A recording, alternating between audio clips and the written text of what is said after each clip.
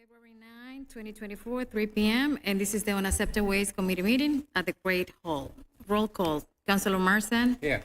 Councilor Soto? Present. And Councilor Valley. Can I have a motion for the acceptance of the agenda? Motion to accept the agenda. Second. We have here the election of the chair of the Unaccepted Waste Committee, so how are we going to do this? I nominate you, Councilor Valley, to remain as the chair of the Unaccepted Waste Committee. So I accept the nomination. Any? I vote for you, Councilor, so you can be our chair. Thank you. Thank you. Thank you very much.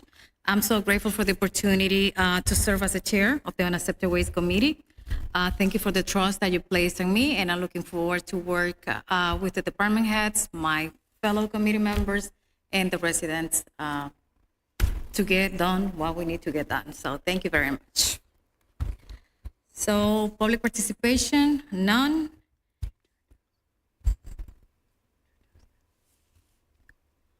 Okay, so we have Mr. Mike Welch, which is part of the committee. We have Director Bauer and Deputy Chief Felix. And I forgot the name. Garcia. Nina, I always call you Nina, I'm sorry. Yeah. So we go to the consultant identification and engagement. So would you like to have the floor, Councilor Soto? So what I felt I was the one that added that onto the agenda, correct? For, I believe, Mr. Welch has some updates for us, but that's going to be kind of like a fluid conversation because DPW will have to probably tap into that conversation, and that's why legal's here today. But I think in order for us to recap a lot of what we did last year, Counselor, we should definitely start with Mr. Welch as the presenter for today. Okay, the floor is yours. Yes, sir. What do I do here? There you go. There we go, okay.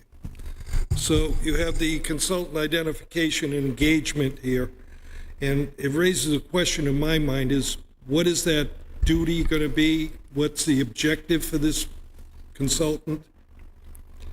So I'm doing consulting work, but my goal has been to present a complete list of roadways for the city.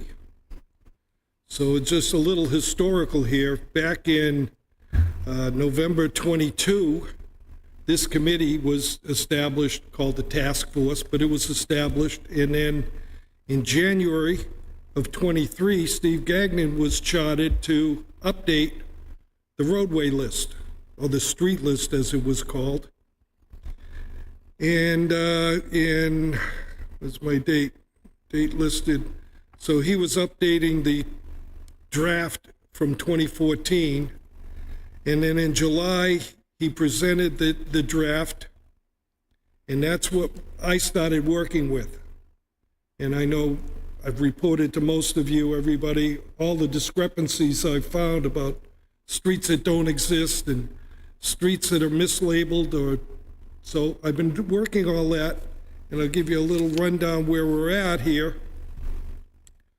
We have, and I copied it on the minutes, my meeting on the 29th with the DOT. So they've addressed 10 roadways that needed to be corrected. And then I copied you guys or forwarded it to you, FYI, on my audit of that. And they've missed 2 or 3 from that. I got it here somewhere. So those roadways need to be completed, which I'm sure they're going to complete.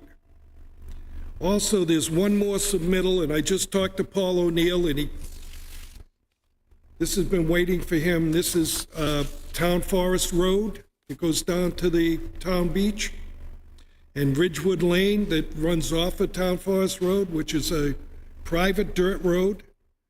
Now, the state has them mixed up.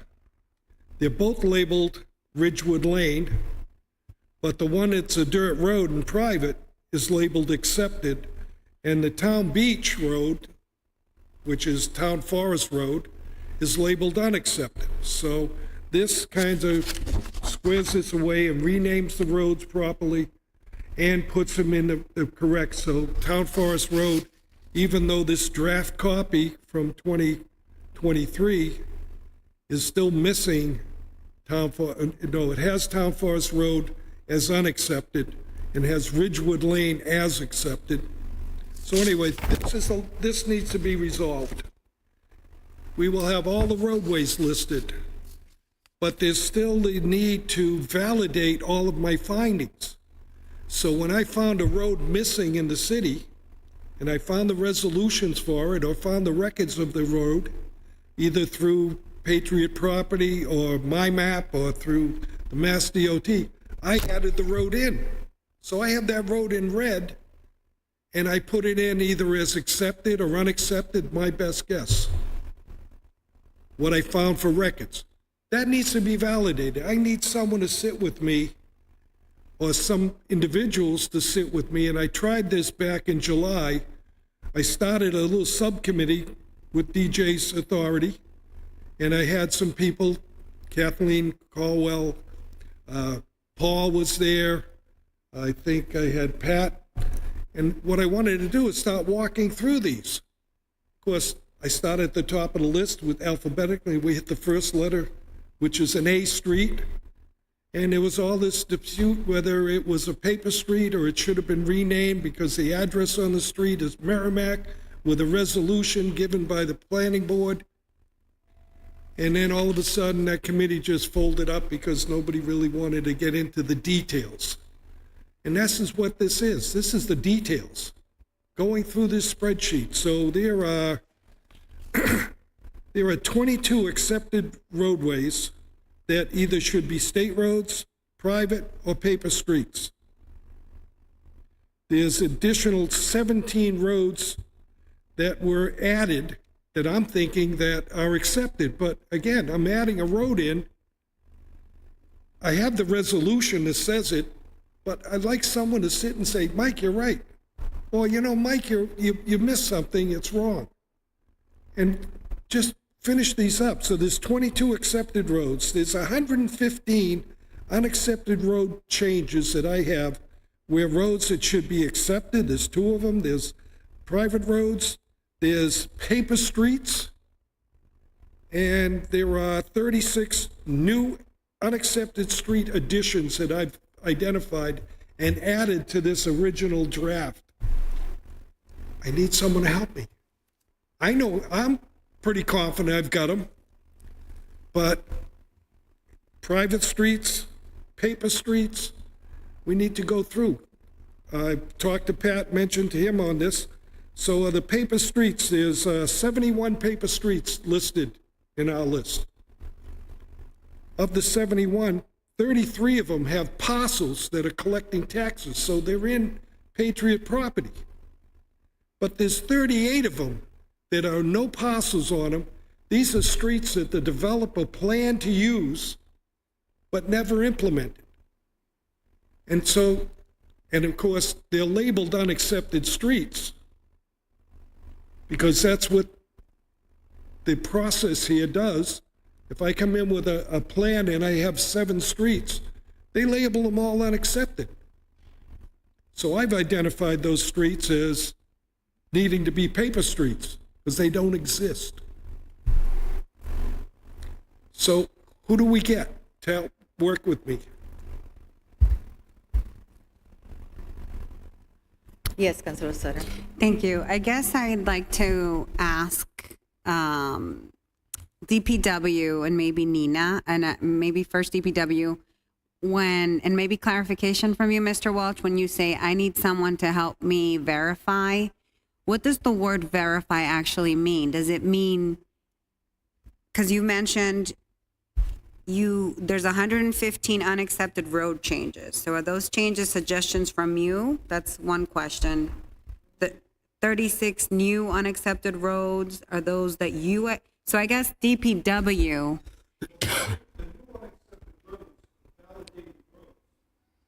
So your microphone is off, Mr. Welch. Thank you. So whether they're accepted or unaccepted, so as an example, these unaccepted road additions that I found, I found those because they're in Patriot property. So we know the road exists. They're in the voter list. So the roads do exist. Did I get it right? Is it unaccepted? Unaccepted? Because there's new accepted streets, 17 of them. Those all came out of Patriot property. We're collecting taxes. The voters list has validated most of the street names. I know we had the issue with Oakland Ave Extension. Well, there's no properties on Oakland Ave Extension, so Patriot property doesn't have an Oakland Ave Extension. So there is no Oakland Ave Extension. Even though we have a sign on Lowell Street saying Oakland Ave Extension, there's no properties for it. So why would we have it? And I think, Ron, you mentioned put that in the renamed and keep a record of it, but take it out of the active list. I don't know if you remember that, but I do. I do. And when the reason there's no Oakland Ave extension anymore is because when they built the extension, it became all of Oakland Avenue. So we just got to fix it, but that's the reason why there's no longer an Oakland Ave extension. When the developer did it, he tied it through to Ponderosa, and now it's a completed road, and it's when Ponderosa ends. Yeah, exactly. So I have in my database today, I have Oakland Ave Extension as a renamed road, and the new name for Oakland Ave Extension is Oakland Avenue. So when you go into my list, get to Oakland Ave, you look over and it says former name, Oakland Ave Extension, which is partial. And I have a comment there saying it's just a portion of Oakland Ave. But so there's another aspect is all the renames I put through. Now, a lot of them I have found documents on resolutions that said these road names, these were renamed. That's a lot of the new additions that we never recorded, even though the resolution said, I forget the resolution number, but there's one in there that renames at least 24 streets. Renaming them. So I got that resolution. I took that resolution and I took those renames and I put them as renamed streets and I put the new name in and the new name I put the former name in. So I have this in the database. So that's another one I didn't even mention. We need to resolve, make sure I got the renames correctly. And all I'm asking, I can make a mistake. I'm just asking someone to validate with me and say, you know, Mike, you missed the boat on that one, but that one's right. Yeah, we agree with that. We agree, whatever. And then I'm going to take the red out and turn it into black. Because these are all in red in my spreadsheet. Anything I've changed or proposed to change are in red. So it has accepted/unaccepted in red. So I'm proposing that it's an unaccepted and we can validate it. That's all. And then when this road is all done, I'm pretty much done. What I do want to do is I want to make sure that this list gets maintained from here forth, going forward, so it doesn't just fall into... Did you have any recommendation, Director Bauer, regarding that issue? How can we work as a team to fix that? So prior to Mike's surgery, we were meeting every other week. So we were having, fairly regular check-ins, and, I found what he was doing to be very helpful. So he's filtering his way through. But what happens, I think what he's looking for is we need a legal opinion on, the status of certain roads. So for, like Oakland Ave Extension, that might forever be Oakland Ave Extension. It might not. We don't know. Just because it ends up on a list somewhere or on a plow route or in Patriot property, it was mislabeled. So we need someone, and we can do it. We can look back and say, all right, we have a deed that says it. All the deeds for the houses on it say Oakland Ave Extension. But we just don't, I think Mike's saying we just can't get it over the goal line here. And it's really a legal opinion. But there's a lot of stuff. So, maybe here we can provide some direction to legal or to Mike to legal on, what sort of classification of roads we want to look at first. When Mike first started, he found a bunch of roads that were accepted locally, but the state didn't know about them. Those were easy because he went to each individual resolution from the council and found that. So that's, fairly cut and dry. That was easy. Then we found a bunch that the state had listed as accepted that we don't. So that gets more complicated. So we might want to go back and look at those and see where the mistake was, because the state doesn't have any information that we didn't give them, theoretically. So there's a reason, there must be some reason why they have accepted streets that we don't know are accepted or that we don't think are accepted. So I would recommend that be the first list that we ask legal to look at and say, yep, they're not accepted, because eventually we're going to have to send a note to the state that's because we get money based on, the length of accepted roads. So if we're accepting funds, Chapter 90 funds, based on a list that's not correct, I think we are obligated to tell them that, and we've been doing that potentially for years. That list is now 47. Because the email that I worked with Mass DOT this month addressed 2 of them. The state had them named incorrectly. So those 2 have been addressed, and you see them in the email that I copied you guys on my response back to Mass DOT. And I FYI you yesterday about the couple of mistakes they made even implementing those. But I agree with Pat. Those 47 should be the top priority.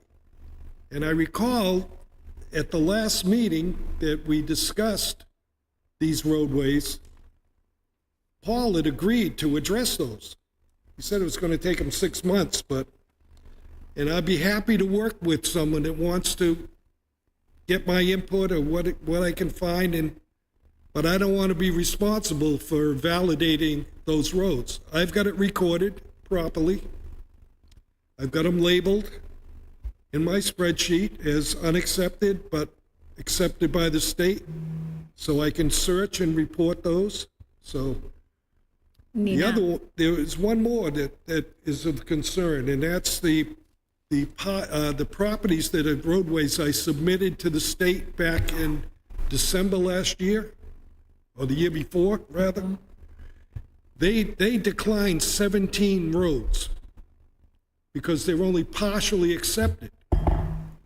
So I went back in and I looked at all the resolutions for those roads. And those resolutions are all partially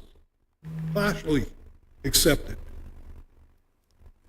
Those need to be addressed, because on the flip side of that, even though we're not getting all the funds for those roads, only a portion of them, but we're maintaining those roads. So we're spending Chapter 90 money on those remaining portions of those roads.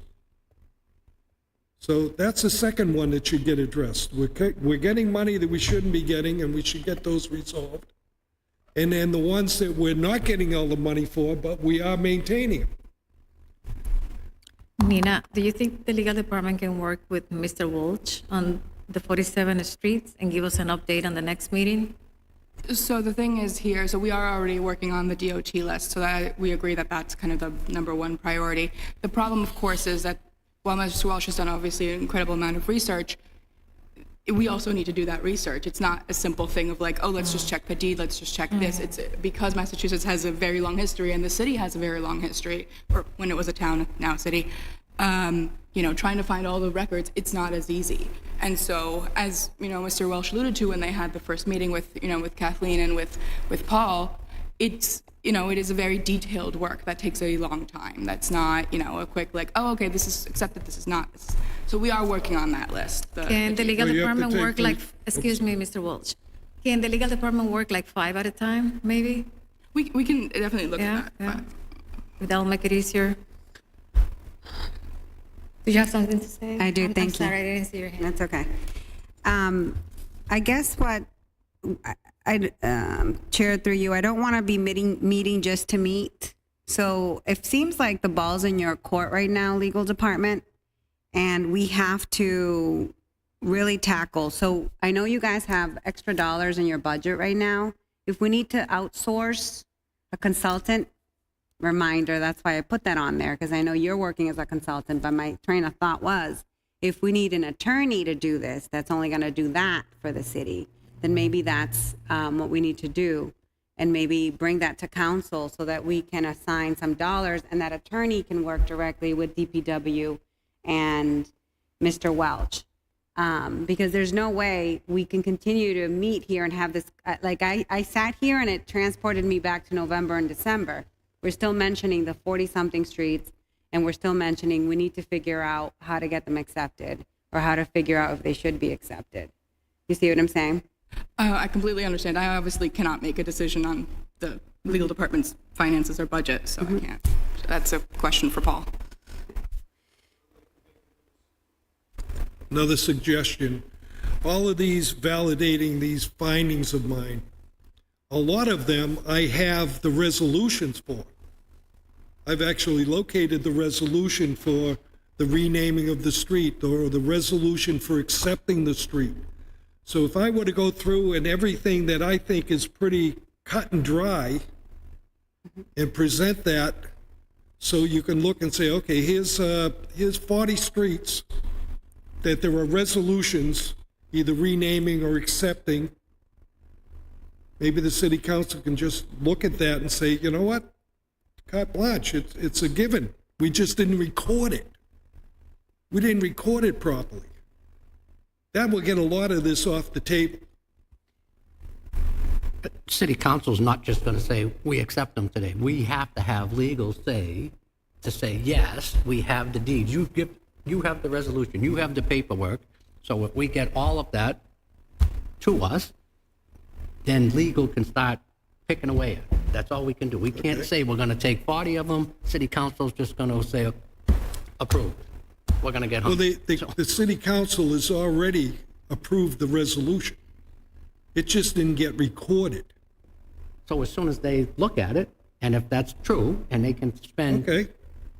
an hour on it, and all of that documentation is true that you've done the homework for, they just have to say, yes, you're right. Well, let me do that. I'll take that Right? action We item. can't just say we're going to take 40 streets or 30 streets and say, I'll filter out everything of my mock-ups that actually has documentation behind it, resolutions, and I will separate those out so they can be, let's see, quickly looked at, but at least looked at, and well, prioritize those, because if that's true, that you have the documentation, so they just have to verify the documentation, they don't have to go research it, done. Then we okay, can all right, well, expedite let me those. do that. Let me do that. Where am I? Where's my pen?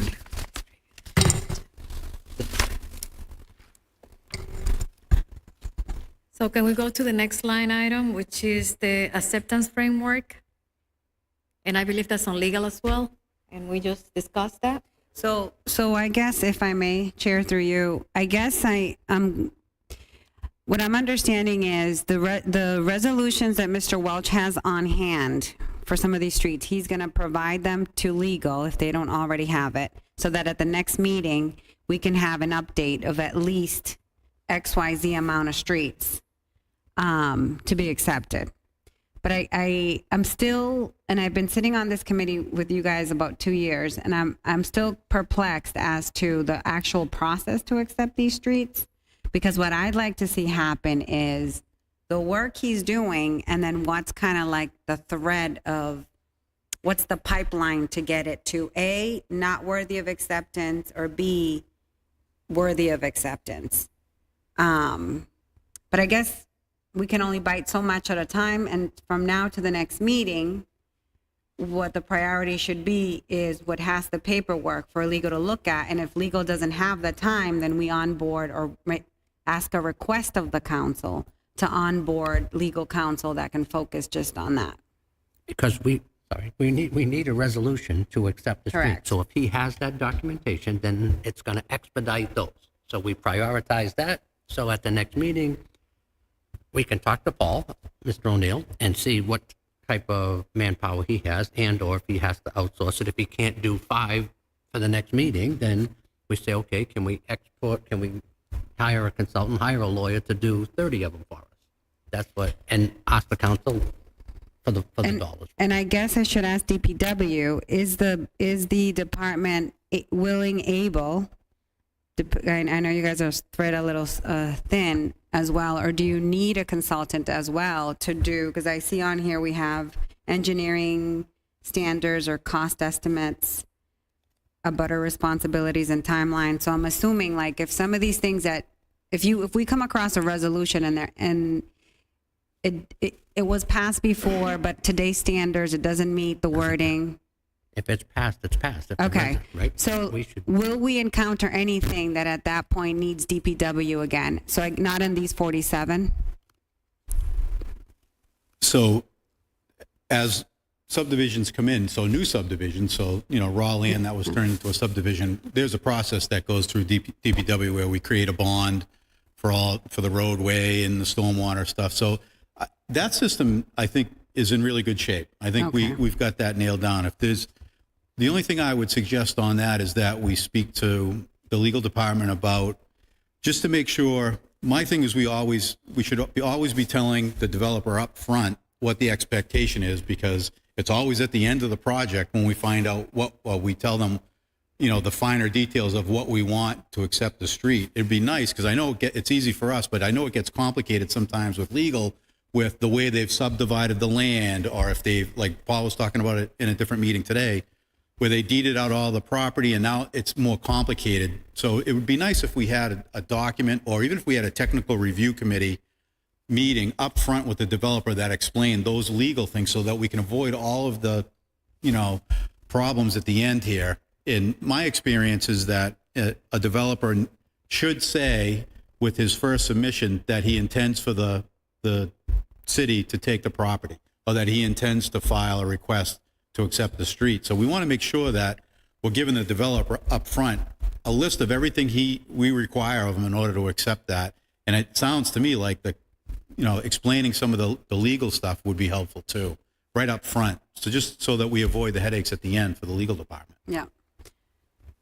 I feel that a lot of our departments don't have like a playbook or process for a lot of what things, the process of things, or the way they should happen. Is that, and maybe that's something this committee can work on, is that a resolution that we can put together for council as to when a developer comes into the city, there has to be, Councilor Marsan, since you're in that world more than I am, what's that initial meeting when everybody meets? Maybe the engineers know. It's right, there's a pre-construction meeting, so when you come in and submit a plan, there's a typical, just a pre-meeting to say, here's what I want to do. I want to develop this parcel of land. Can I get the input from all the department heads? So at that meeting, we should be saying, here's the documentation, here's the list to get your permit, and here's the list to get your street accepted for that portion of it. He has so many other things a developer has, subdivision rules and regulation that he has to follow. So if we give him a comprehensive list, and I want to work on this with building permits even, a comprehensive list of what it takes to get to the, as Mr. Bauer says, the end, and the same thing with legals, because if he doesn't know that, for instance, that he needs to keep the roadway separate and have a separate deed, and the people's ownership only goes to the edge of the right-of-way, that's the legal portion that they're talking about. So it's very simple for the developer. He just needs to know it and make sure that that's what we need to accept it when we get there at the end. Right? So- that's kind of the... which committee would, this committee could do it. Would your department aid us with that, or would it?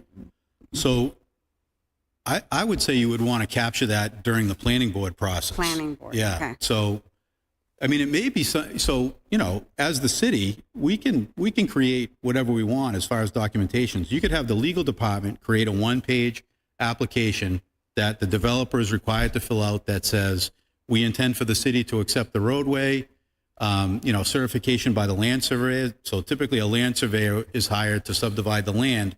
They have the expertise to know how the deeds get recorded and all that, and all the rigmarole that goes with that a developer may or may not understand.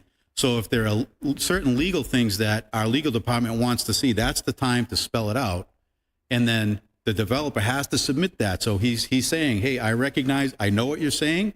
I'm going to do that, and here's where I certified, my surveyor certified. So they can't come back at the end and disappear on us or make constant requests for bond reductions when they haven't done what we've told them to do. So we as the city, and you can do it through the planning board or independently, we have the power to request whatever we want from a developer, So as far as, simple things like paperwork. So, I would suggest something like that. And we're developing, we have new stormwater regulations. So a checklist just on the civil engineering stuff can be 2 pages long. There's a lot. So there's a lot for a developer to know. And, a developer doesn't have to be a land surveyor or an engineer. They just have to have a lot of money, really. But so they're relying on their consultants, and that formalizing it, I think, in an application or some other document is just a good idea to get everything squared away up front. But to answer your question, I think it would be handled at the planning board because that's typically where they start. So the sooner the better. If I may, sorry, I know Kathleen has worked on this a bunch with Liam's Lane, with Cooper's Lane, sorry. And I know that she has a bunch of that documentation that could be really useful for that kind of more streamlining of that process, so. And if we do policy, we don't have to create a rule or a law. Here's the policy that if you want your street accepted, here's the list. Here's our policy that goes along with subdivision rule and regulation. So we just need to get that to the developer, right? Yeah, it's really in the developer's best interest to have that. So you're really doing them a favor. I mean, it's good for both sides, but yeah, you're really doing them. The checklists and all that. It's to help the developer make sure he's got all his ducks in a row. So we don't end up with a battle. Confusion at the end. Right. Yeah, or he's missed the step, and now he doesn't know, and now he's going to create a homeowners association or something. Right. Yeah, it's just it can get complicated, and it sounds just from hearing Paul talk this morning, it's things I was never aware of. It gets really complicated when you start breaking up parcels and things like that. And if we can avoid that, it makes a lot of sense. That's back on Paul's plate. And not on our unaccepted. Raise your hand. Yes, Madam Chair. So if I'd like to table or keep on your agenda item 5, standardized acceptance framework. I don't think that's really something, I think that should be in a future agenda item, because I think right now we're still at the top of that consultant identification. Legal is going to come back with reviewing those resolutions. So I think for the next meeting, we're still going to probably be working on those resolutions. So speaking about standardized acceptance framework, might be too early unless we're going to tag team both at the same time. And I don't know how the body feels about that. Because right now it seems like we want to make sure that those 47 resolutions get either 47 streets. Okay. yeah, they all have resolutions, Mr. Welch, correct? You said there were 47 streets. You need the mic on, please. Thank you. Yes, 47. So they all have resolutions? You have 47 resolutions? There are no documentation for those 47. I went through everywhere I could find all the nicks and crannies, He has but 30, nothing. I believe, right? You have somewhere around 30 streets that you have resolutions for documentation of unaccepted ways, you said? Approximately 30? No, the resolutions are for the roadways that I've identified as accepted. Correct, So we've already submitted those to the state. yeah. So Yeah, as they soon were as we- already in. It was pretty clean. So I'll compile that, and I'll send it out to everybody. I'll do that first thing. Okay. You can see. So I guess I'm confused because we assigned legal today to look at the resolutions, The 47. but they have resolutions or no? No, the 47 unaccepted roadways in Methuen that the state has accepted Okay, all right. have no documentation behind it. That was what Director Bowers And alluded some to of them earlier. are really questionable. So an example, the West End Fire Department is on Bean Street. Bean Street is an unaccepted road, yet the state has it as accepted. Why wouldn't the city accept a roadway that their fire department is on? The fire station's on there, and if I did an aerial view and I look, roadway looks pretty good to me. Now, it may not conform exactly to proper draining and everything, but your fire department's on there. You know you're hot topping it, keeping it up for the fire department. Why not just accept it? Because Mr. Welch, because we don't know that there's an actual right-of-way. Just because it says it and it's there, we need legal to say, yes, there is a 40-foot right-of-way. Bean Street is this wide, it's this long, and we're using your example. That's why we have to look at it. We can't Well, I'm just not saying not to look, I'm saying when you look at these 47 now, take Bean Street as the very first one. Just look and say, hey, yeah, that should be. You know, I mean, there's other property that the city owns, a Town Forest Road. The city owns that whole road. And the road that goes down to the transfer station. The city owns that whole road. You own both sides of the road. You own the road, right? So- We just can't. And I understand, I'd love but- to just say, yes, take them all, but we can't do it. We just can't. I'm not saying take them all. I'm saying take one at a time. Correct. One That's at a what we wanna time, do. yeah. That's why I'm dropping an email again to Paul, the roadway for Town Forest Road. I just stopped in. I said, how's that coming here? So I don't know, which road is that? I said, okay, I'll email you another copy so you can look at it and resolve it. So I think there's procedures that we have to follow when accepting a roadway, and I think the Mass General laws are pretty clear on how a municipal entity could accept these streets. So I think one of them is the street or right of way has to be laid out by a surveyor, and then there has to be a type of description. And again, this is more to know the geometry, the extents of the street, and making sure that we're not taking somebody's property by mistake. So if I have a property and then the city out of nowhere says, hey, by the way, you know, we're gonna do a sidewalk here, but they're doing it on my property, and then I have documentation that it is my property, and the city, just because they waved a magic wand and they accepted something fictitious, let's just say, then the city could be, you know, not that they're gonna get in trouble, but now there's gonna be issues. So I think first what the legal have to do is for these streets is see any proper documentation that was done in the past. Hopefully there is, and if there is, okay, are all the titles or deeds within these properties of referencing a certain street, and then also is there a site plan or a map stand by a surveyor saying, okay, this is the layout with bounds too, because you have to have bounds, because now if somebody wants to sell a house or maybe subdivide, a surveyor is going to go there and try to find some type of markings, and if they can't find that, then there's nothing they could, you know, they can't do their work either. So I think that we first have to, the lawyers have to see what we have. If there's no proper documentation, then we have to produce that, and then that's just a process that takes a long time. And it's expensive. Right, so It's expensive as well.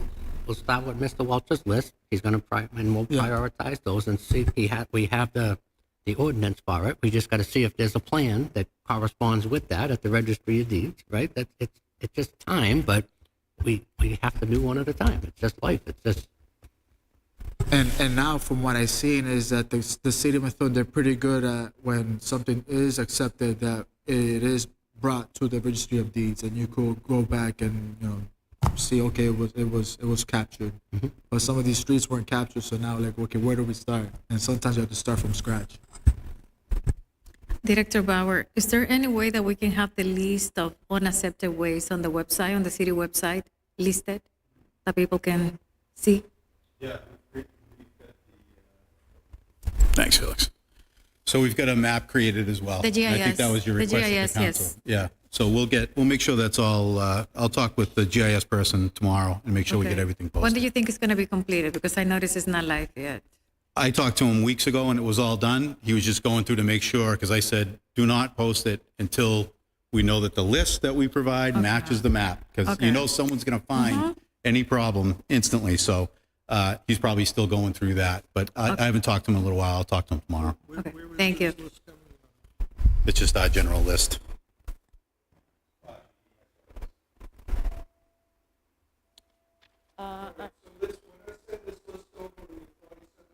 That, Your microphone.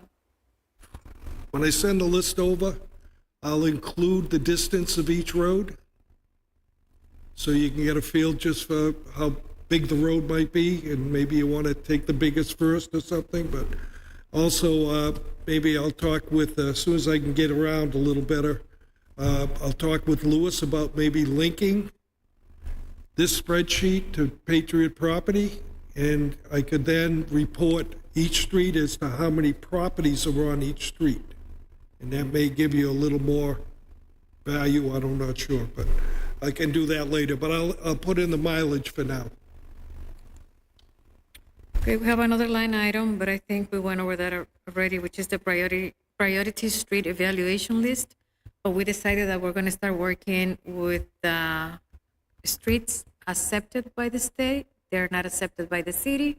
That we're going to do that maybe 5 or 1 at a time. I don't know how it's going to work. Do you have something to say about that, since that was your request, Councilor Soto? No, I wanna, under other, when you mentioned other business for the good and welfare of the community, I Okay. have something. So new business none, and any other business for the welfare of the So community? I'd like to recommend that the committee, with the resolution we passed for the 5 unaccepted streets, I know there was one of those streets that had a letter from the previous fire chief. And I know you guys are rolling out your paving project in the near future. Not sure if you guys can report back on if there was any dollars left that could be allocated for, I know you can't pave the unaccepted streets per se, but make them more safe. And then I do have a revenue source that we could potentially use for those 5 unaccepted streets. And so I'd like to, obviously it has to come in front of the council for them to allocate it, but it isn't a direct tax revenue from the constituent. So I believe that can definitely be used for the unaccepted roads. But I'd like this committee to bring that resolution back to the table here so that we can have an open conversation, because we're still getting calls on those 5 streets. And I know that's, maybe we invite the mayor to one of our meetings and see what his plan is for that. Thank you. Any other comments or discussion before we adjourn this meeting? Thank you for your time. This meeting is adjourned. Thank What you. time is it? I didn't have the time. 3:42. 3:42 p.m.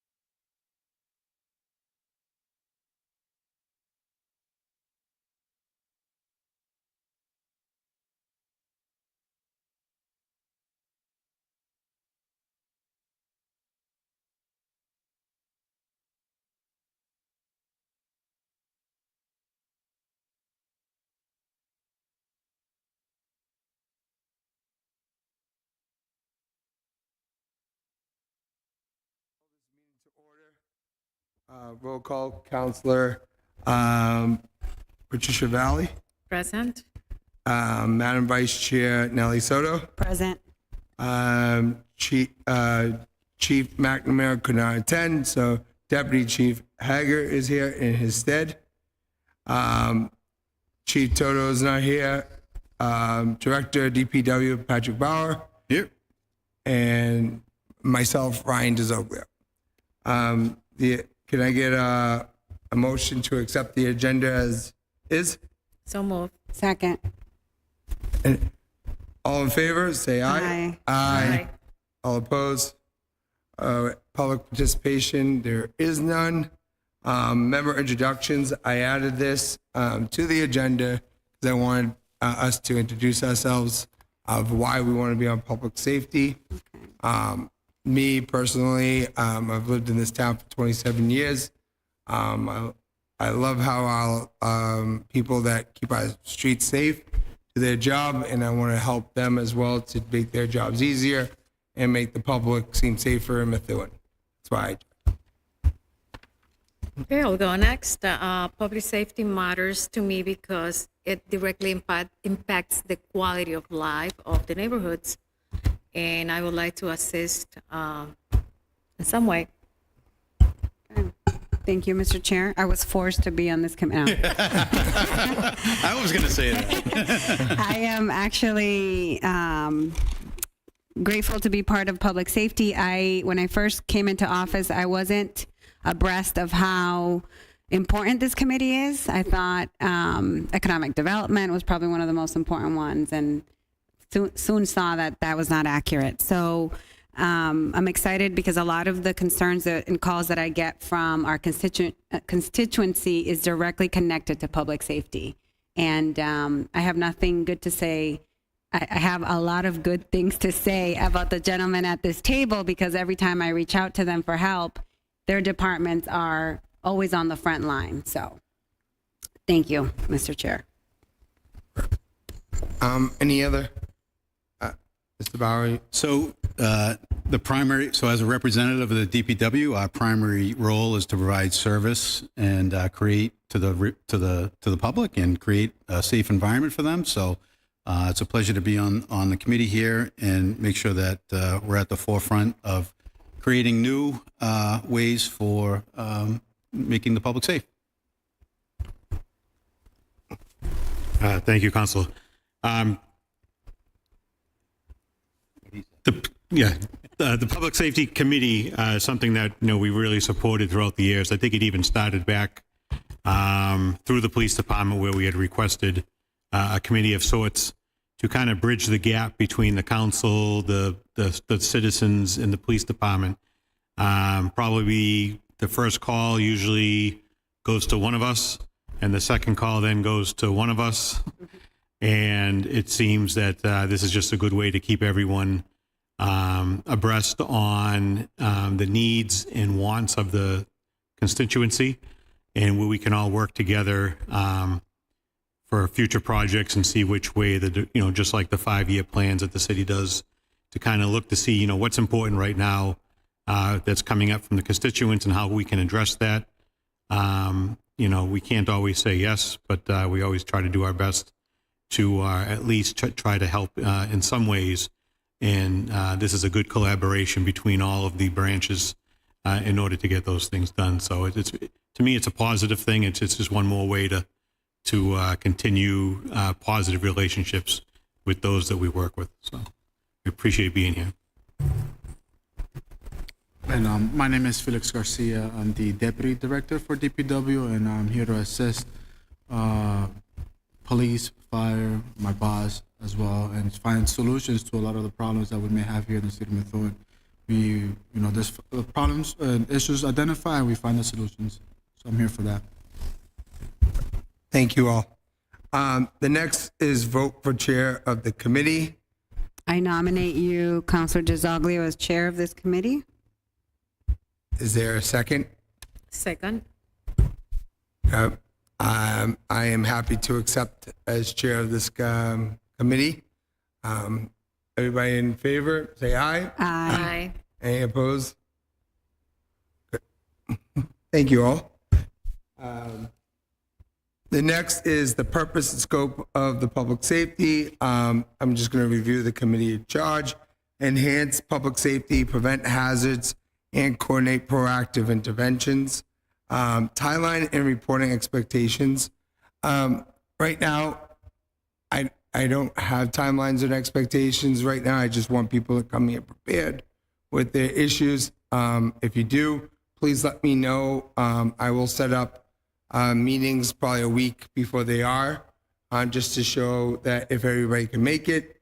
If you have anything for me, please do it like 3 days before the meeting. So I'm happy to put it on the agenda. And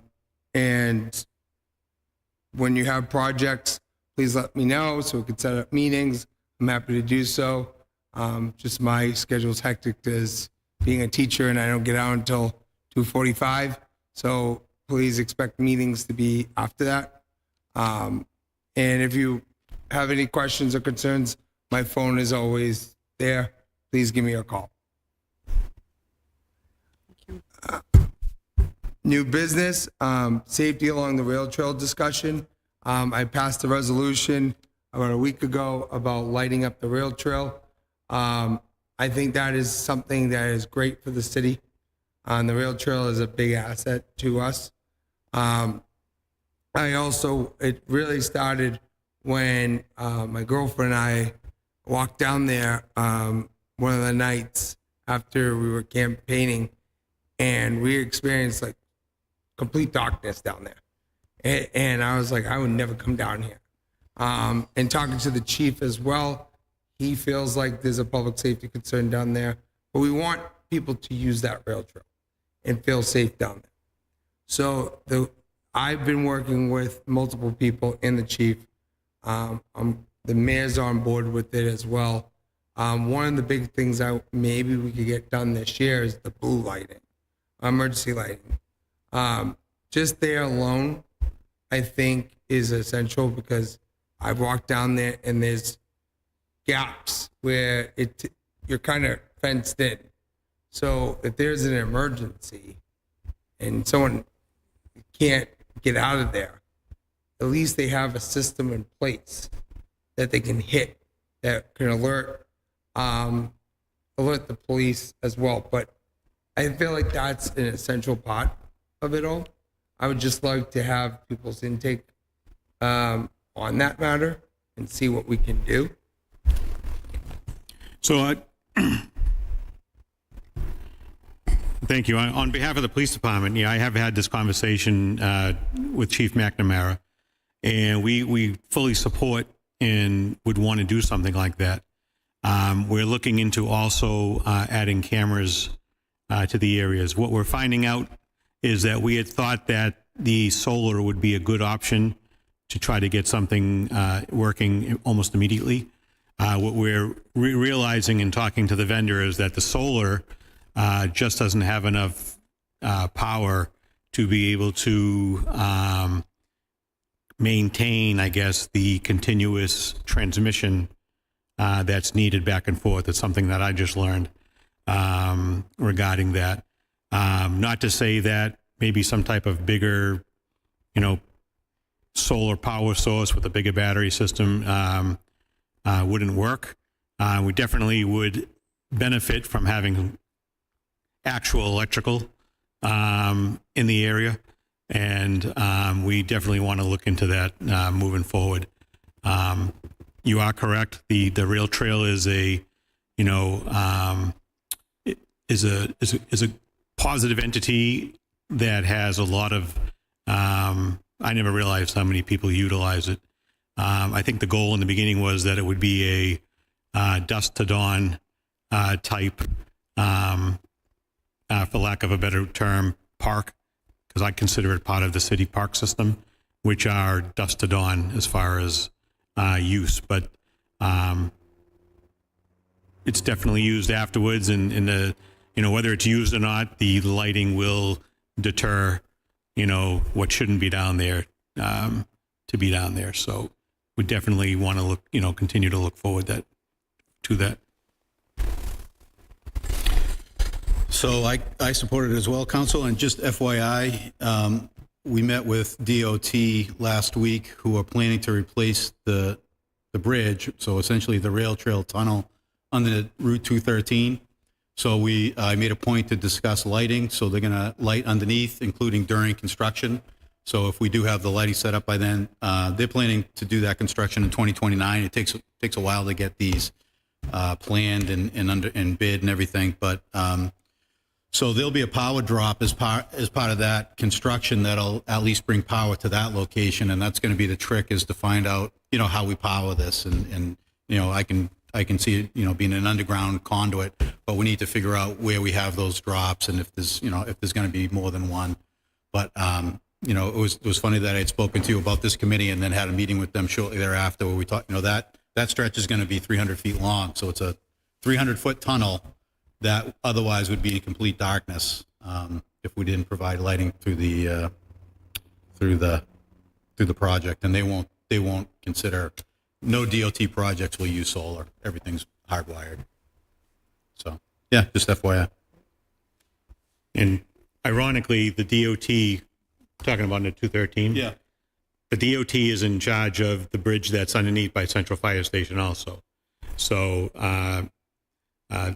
Mass DOT would be a good contact to maybe see if they could, maybe continue further down. I'm also in support for the lighting at the rail trail. I was also in the meeting with Pat with Mass DOT, and one thing they also mentioned, because I don't know if we or Mass DOT brought it up, but the security also, like security cameras were brought. I think Pat, you brought it up, and they're gonna do some research to see if they could have cameras in state property. It looks like you can't, but if we can, I did mention that maybe we could have it at city property, maybe 50 feet or 50 or 100 feet away, looking into the tunnel. Well, that's just an idea. So at least we could see who's coming in and out. If something does happen, at least it points you in the right direction. But yeah, definitely I'm in full support in lighting the rail trail. I think it's very important to do.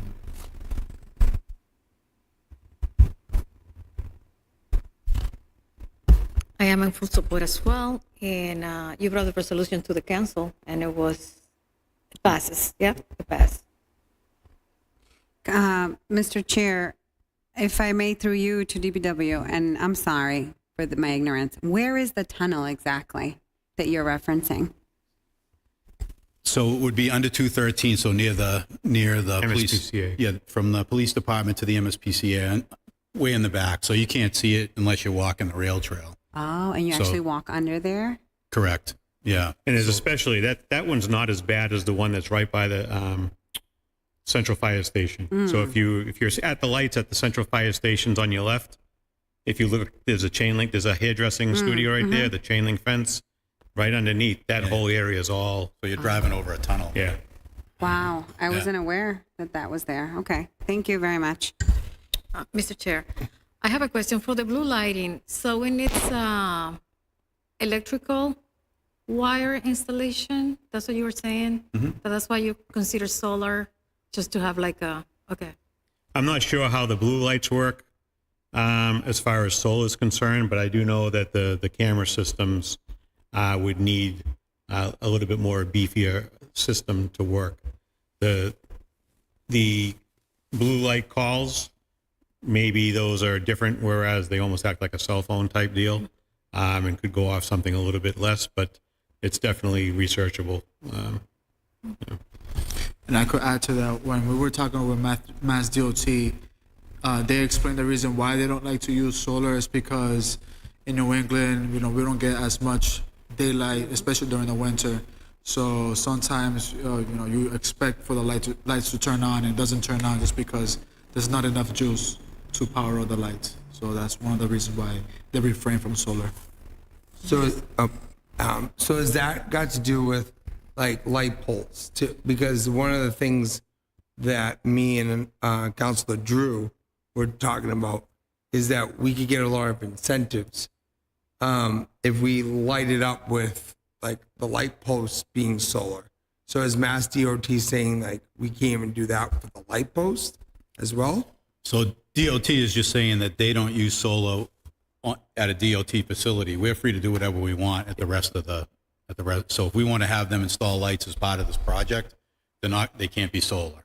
So they said they would look into it, but generally they don't allow solar, they don't allow cameras. But they were going to look into it. For the rest of the rail trail, we're free to do whatever we want to do. So it's just, yes, there's the obvious problems with solar is in the wintertime especially.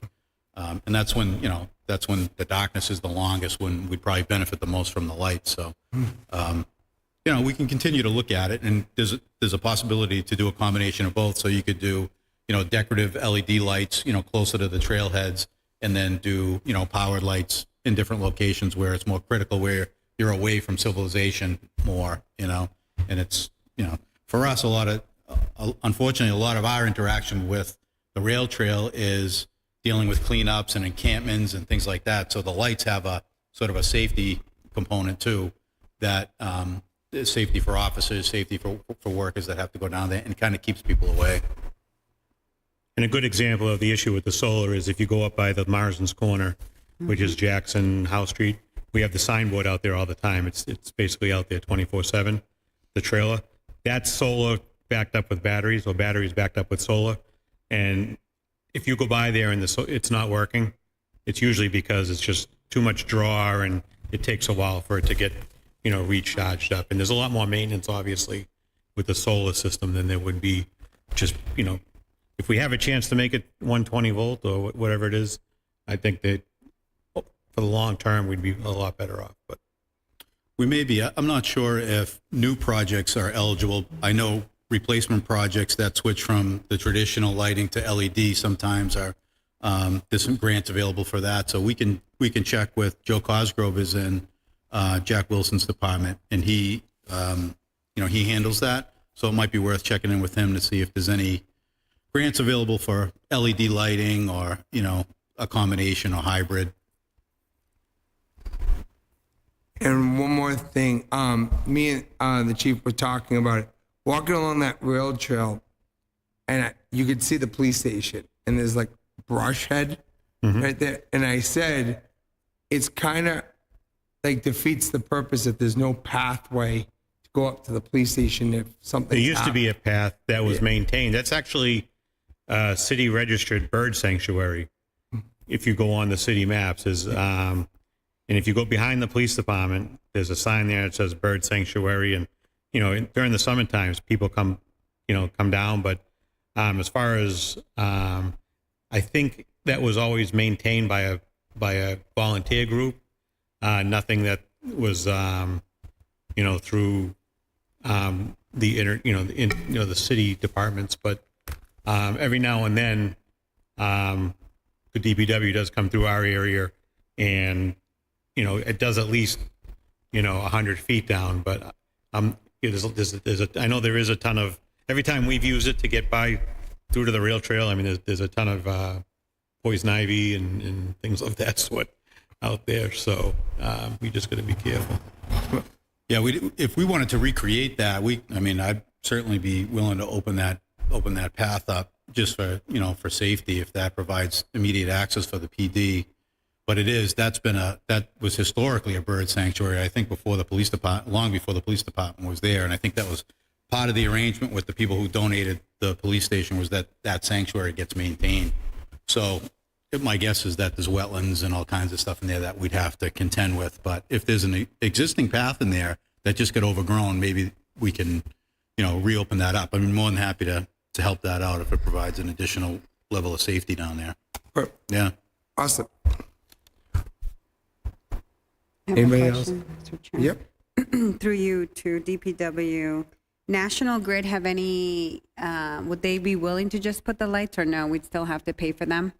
It's not like we'll put up the lights to light this up, no? We can ask, but yeah, they generally, they don't.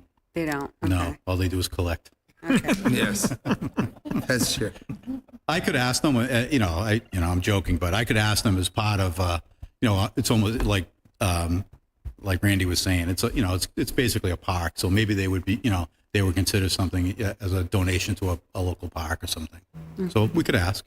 So if I may suggest that, and I think you both are in recreation, parks and recreation? No, I'm not. You're not. You are. Okay. Maybe you can put this on your agenda to see if they can figure out if there's any grants available through whatever resources they.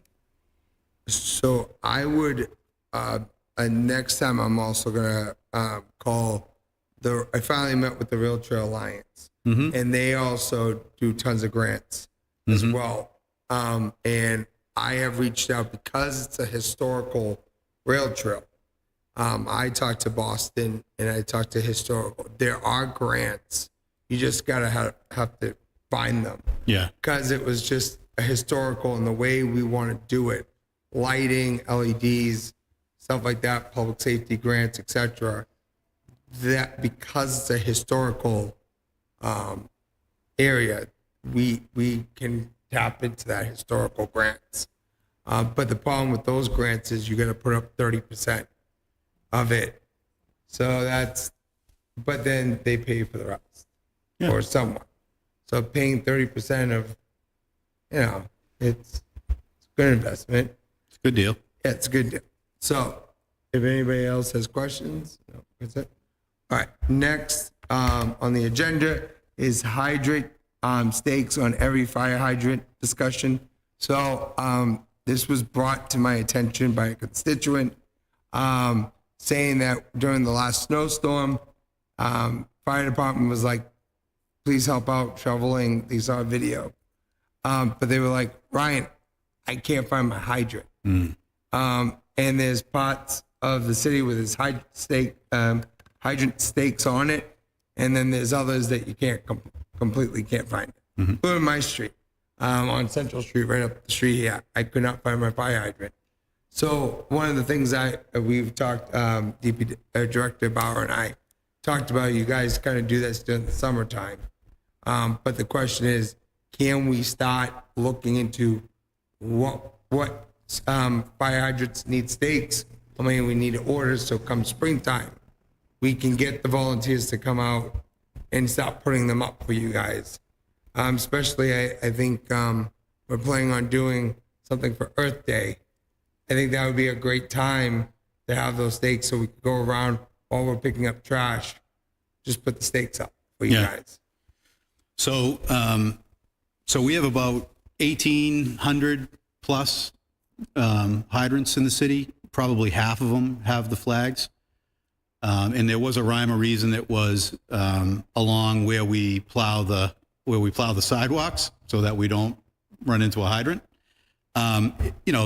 The good news is that this storm we had is relatively rare in the last few years. So typically the hydrant sticks out. And part of the reason why we rely on residents to help us with that is because they know if they have a hydrant in their front yard, right? So they would know as well as anybody. I can certainly make it part of my goal for the next year to get those on every hydrant.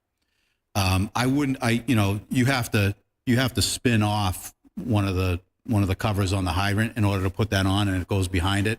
So it would probably be something that's not for residents. So we would just do it ourselves. But we could certainly have, when I worked for the water department back in the day, the summer kids would go out in a van and they would paint all the hydrants. So we could do that as part of the, a summer kid effort, or, just rainy day stuff or something like that. But certainly worth it. I mean, anything we can do to add that level of safety is well worth it. I mean, it's relatively short money. It just takes it's just going to take a little bit of time, a little bit of effort. So I'll talk to the superintendent. I talked to him about, just to give him the heads up that this was going to be on. And it makes sense because people see the flags and then they don't see them like in your neighborhood. So they're like, hey, where's the hydrant? All of a sudden you get panicked about it. But but I will say over the years, the fire department's gone out, we've gone out, and residents have gone out, and it's overall has been very successful. I can't recall we've ever had an instance where the fire department couldn't find a hydrant or something like that. But I think it's well worth it. It's something easy to do, and I'll certainly make an effort this year to address all of the remaining open ones. Yeah, I have a question. Cost on those, is it fairly inexpensive? So yeah, so I'm not sure what they are now, but really all it is it's just a metal piece of rebar. So yeah, it's relatively low cost, and we can buy them made. So yeah, they're probably less than $10 a piece. Not a huge deal. Yeah. And then as far as the location of all of them, I know that the fire department has a computerized system where as soon as they get a call to go out somewhere, you can hear them stay right over the radio.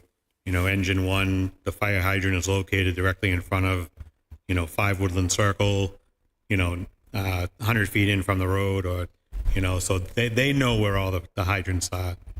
So there shouldn't be any concern there as far as like, are they going to be able to find the hydrant in front of my house? But yeah, it's definitely something that can be looked at for the future. And yours is right in front of 20 next door, just so you know. Oh, yeah? I know. How often do we service the hydrants? So we have a system where we go around, we do leak detection every other year, and that's something that I want to do every year, and we find leaks throughout, and then so we'll interact with hydrants that are in bad shape if we find that they're associated with a leak. We try to go around and service our hydrants every year. So I have to say, not because it's our department, but we have an excellent water department here that I think is really the flagship for the folks around us. I know that there's other communities that will have several hydrants out of commission at any one time. If we have one, it's addressed right away. So our hydrants are in very good shape. The folks at the water department are doing an excellent job. Thank you. Next. What? Oh, next on the agenda is cameras in the Great Hall. Discussion requested by Councilor Valley, and I'm going to hand it off to you. Yes, we all know that the world is upside down right now. And in light of all the incidents happening, we know there was an incident involving elected officials recently. We had another one that was a member of the public against an elected official. So I believe it is important to take proactive steps to enhance public safety. We have cameras right now here, but they are not running 24/7. So that is the reason why I am requesting the installation, just to promote a safety environment for everyone. Sometimes, when we have a president in public participation, might not be a happy camper, so we don't know what could happen. And I want to meet my grandchildren someday, so I think for the safety of the public, elected officials, and employees, that will be the best to have camera installation here. Council, I believe, I think it might be a good idea maybe to invite the IT director to the next meeting, Mr. Santiago. And the only reason I say that is because he is involved in a program right now where he's updated all the security cameras at the police department. And I want to say that somewhere in the conversation was they're already looking into beefing up all the security cameras in this building. So maybe so we don't duplicate efforts, maybe have him come and I can reach out to him before the next meeting and try to get some answers as to where, what they plan on doing. Because it's obviously something that it should be done. And security in the building has been something that, we've tried to up over the years as far as fixing the alarm systems, there's a couple panic buttons in the building. So even having a panic button in here, under the chair's, desk or something, where if something was going on, you could press the button, it would call the police department to say, respond to the Great Hall, there's an issue, So, Mr. Chair, next time we can invite Mr. Santiago to the next meeting, and we can discuss that. Absolutely. Okay. The next is assignments for the next meeting. So I will be setting up, talk to Mr. Cosgrove about grants with LED. Maybe we can have a meeting, you and I, Mr. Bauer, and maybe the chief, especially going over the National Grid, because I'm just great that those talks were being talked about. I would like to just get followed up. So just knowledge on that. And because I think that project, it's going to take a while to kind of get going, but as long as we keep staying on top of it, I feel like we can actually make some progress this year with it.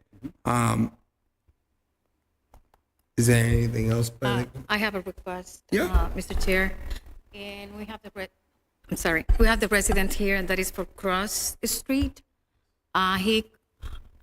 Is he allowed to speak? I know Yeah. public participation is over. Can you give him the chance? I will acknowledge him. Yep, here we go. Want to come over? Can you please say your name and address? I'm sorry. No, you You're did it. running the You meeting. did it. My No, no, apologies. no. Just Jonathan, state your name and your address. sure, thank you. Jonathan Barbarian, I'm on 94 Cross Street, Methuen. And my concern is, I'd like to thank the council members. My concern is that at night on Cross Street, which gets lots of traffic during the day, but at night, there's a company across the street from the Methuen Flea Market called Estes, or Estes Trucks, and they use Cross Street at night a lot, 9, 10, 11 o'clock at night, and they use double trailers, and they go pretty fast. And so what we'd like to see is maybe at night they use 28 to go to 213 to get to 93 instead of using Cross Street to get to 93. And that way you wouldn't have, double trailer trucks driving 50 miles an hour down a 35 mile an hour street, and they make a lot of noise. And so winter, summer, weekends, they have a lot of trucks.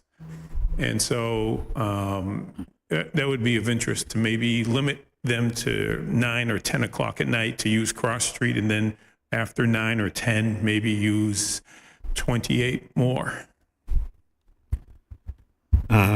Thank you. Yeah, thank you. I appreciate you bringing that to attention. I'm not even sure that they have a right to use Cross Street. And again, I have to,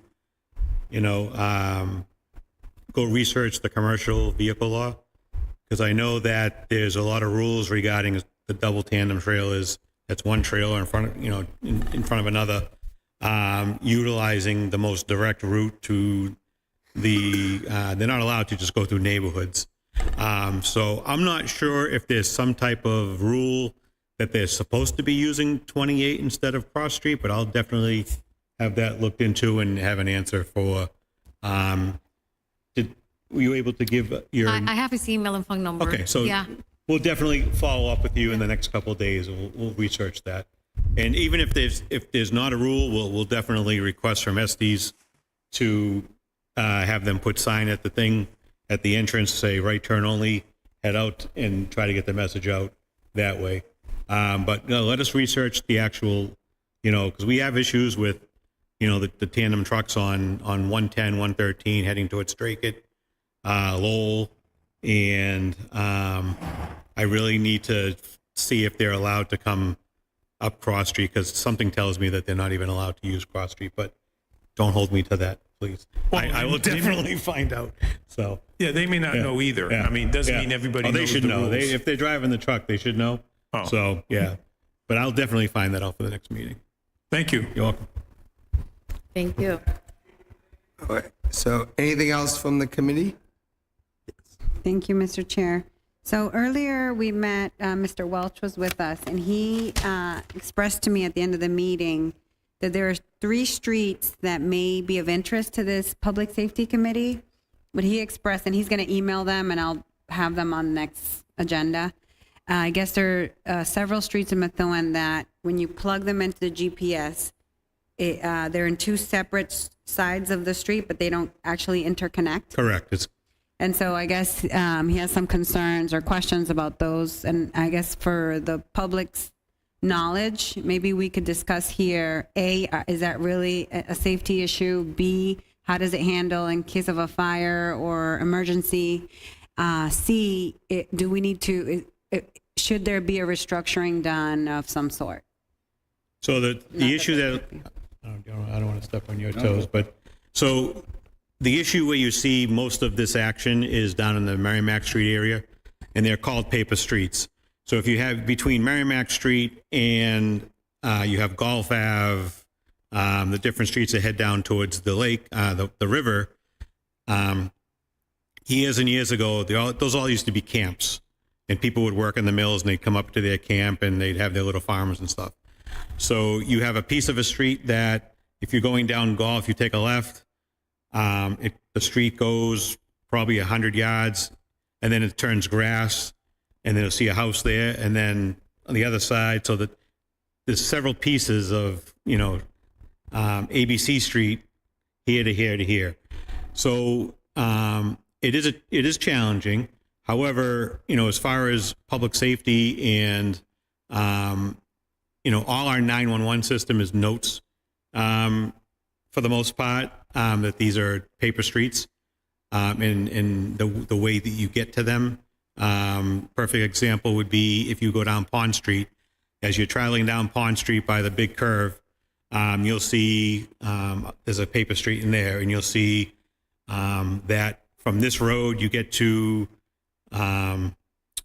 number so-and-so to number so-and-so street, and you go down a little further, and for 911 purposes, it tells you, okay, now the next row is 38 to 46 ABC Street.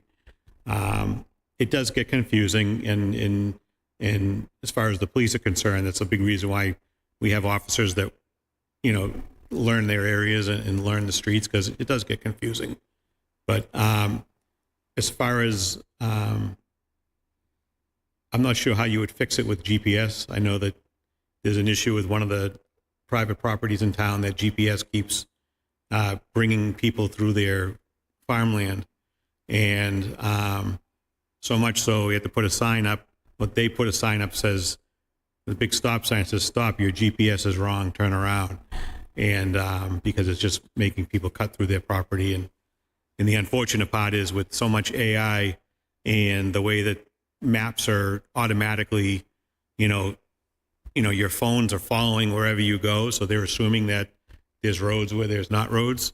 And if enough people cross through your private property, you're going to find that your property might end up on a map as a cut through to a different area. But I guess my bottom line is, those paper streets are pretty much already addressed by, through the years. Someone not familiar with the area would get, caught up in, how do I get around?